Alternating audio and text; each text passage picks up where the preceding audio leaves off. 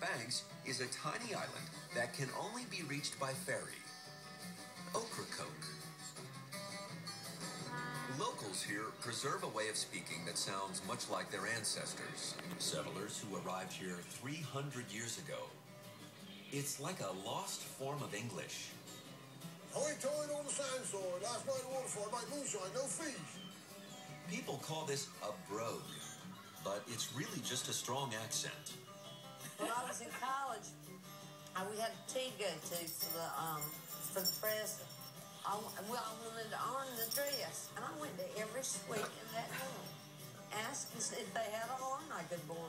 Nobody had an arm. Nobody had an arm. Couldn't find out everybody had one. They didn't know what I was asking for. They all had irons, but I needed an arm.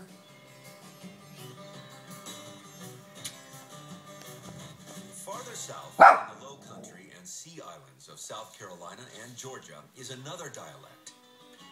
People here speak Gullah. Gullah, you speak it very fast. When under the day, no under the day. When I need the day, the day. Which means, when you are there, the deer knows you're there. When you're not there, the deer is there. When under the day, no under the day. When I need the day, the day. It sounds like another language with bits and pieces of English. But Gullah also uses many African words and phrases. Ono is from the Igbo tribe in West Africa. Ono means, like, you are. Instead of me asking people, well, where are you from? I could say, where am I from? These two dialects sound very different, but they have one big thing in common. They developed on islands.